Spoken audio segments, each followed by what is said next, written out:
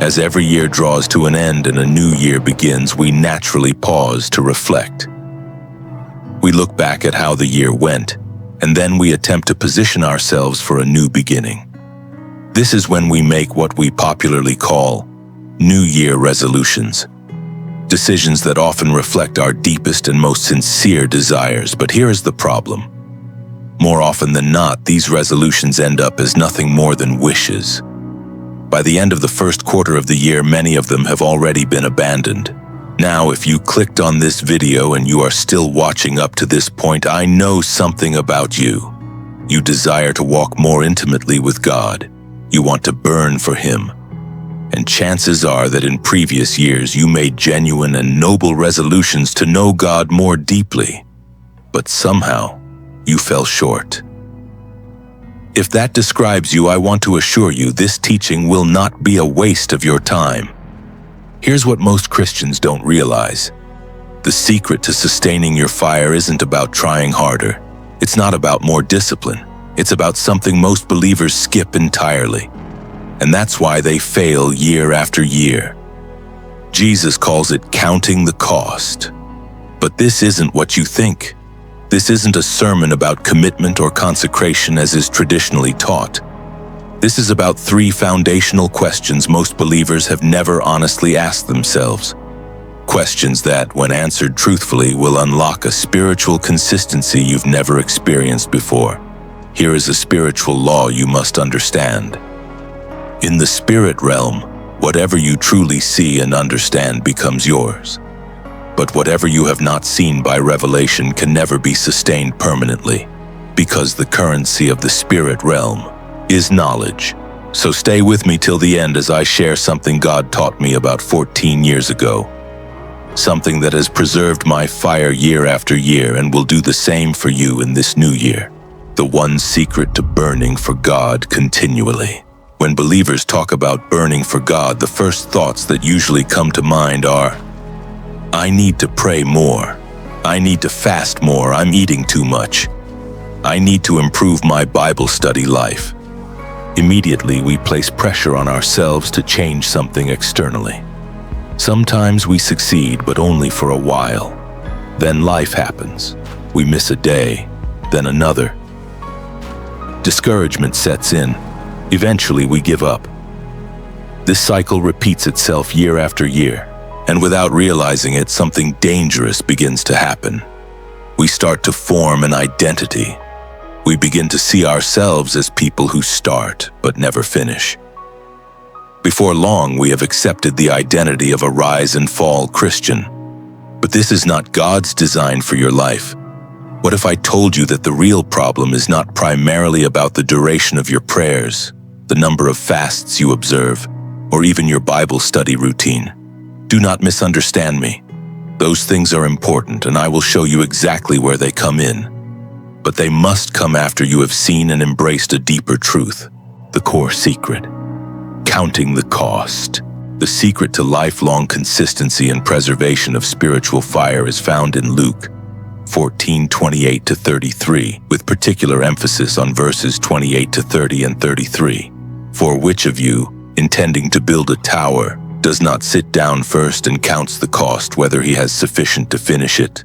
Lest haply after he hath laid the foundation and is not able to finish it, all that behold it begin to mock him, saying, This man began to build, and was not able to finish. Verse 33. So likewise, whosoever he be of you that forsakes not all that he hath, he cannot be my disciple. Here Jesus reveals something profound. The primary issue is not starting the building. It is not hastily declaring, I want to follow you, Lord, and rushing to begin. Jesus says that if you rush into building without first counting the cost, you will stop halfway. The structure remains unfinished. And worse still, people begin to mock you. Does that sound familiar? Does that resemble failed New Year resolutions? So this year, do not be in a hurry to make resolutions. The first matter is not your routine. The first matter is your heart. Counting the cost rests on three foundational pillars.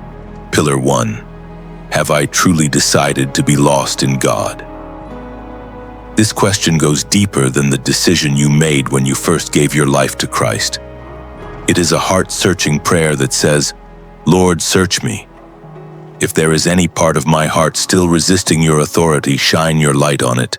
And if I refuse to yield because I still do not see, then I give you permission to uproot it yourself." Did your heart skip? Yes. This level of honesty is required for a genuine spiritual life. Many Christians have never asked themselves this question.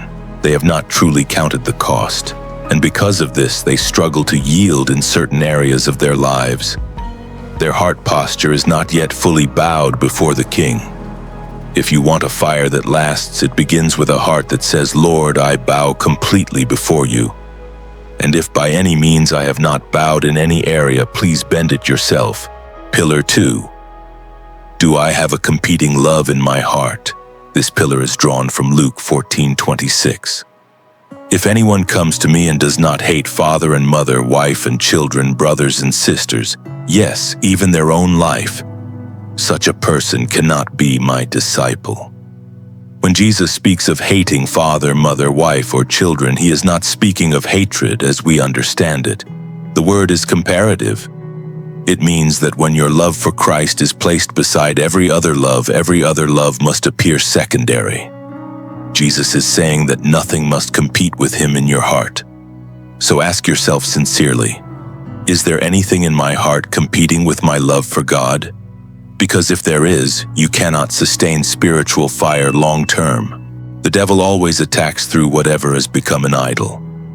It may be your career, your spouse, your children, your reputation. Anything that once touched drains your prayer life and spiritual strength. That thing must die. This was Abraham's test with Isaac. To prevent Isaac from becoming an idol in Abraham's heart, God demanded Isaac, not to destroy Abraham but to purify his love. Abraham killed Isaac in his heart, and God replaced Isaac with Christ, the Lamb. This was the same principle tested in Job's life. When heaven sees that nothing competes with Jesus in your heart, great spiritual treasures are released to you. Then you can say, like Christ, "The prince of this world comes, but he has nothing in me." Pillar 3. Carrying your cross daily. This pillar is revealed in Luke 14:27. "And whoever does not carry their cross and follow me cannot be my disciple." Your cross is the weight that follows the decisions you made in pillars 1 and 2. Once you have fully identified with Christ, you become a strange breed. Your declaration becomes, "Let no man trouble me, for I bear upon me the marks of Christ." And here is a truth many believers are not prepared for. People often resent and reject you the moment they realize that you have placed something above them, even when that something is God himself. People do not always hate sin. They often hate displacement. And when God takes first place in your heart, some will feel displaced. The devil hates God and will come after anyone who fully marks himself for Christ. This is why your cross includes rejection, misunderstanding, persecution, betrayal, and opposition. Sometimes your greatest persecutors are fellow believers, people who feel condemned by your obedience. Out of envy and insecurity, they give the devil room in their lives, often without realizing it. Peter himself became an instrument of resistance during Christ's passion, not because he hated Jesus, but because he did not yet understand God's purpose. Effortless consistency is found in God. Beloved, when you have truly counted the cost and rested your life on these 3 pillars, something powerful happens. You become lost in God. And in God, consistency becomes effortless. You hand over the keys of your life. God becomes the driver of your soul.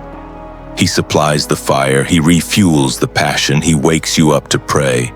He grants visions and encounters. He releases power, not because you sought power, but because you sought him. As this new year begins, will you answer these questions sincerely? If you are ready, type this declaration in faith. Lord Jesus, I surrender all tonight. Then seal that confession by making time to be alone with him tonight, placing these matters before him. The Holy Spirit will be waiting. So will the Father. So will the Son. This is the type of moment that marked the turning point in the life of every serious Christian. I pray for you that in this new year you will experience God more deeply than you ever have, that you will be lost in His pursuit, and that you will burn for Him all the days of your life. Amen. Hey family, quick one! I'm just trying to press the like, share, and subscribe buttons. But why are they running away from me? Come back here! Please, help me catch them. Just click like, share, and subscribe before they escape again. Thank you, family.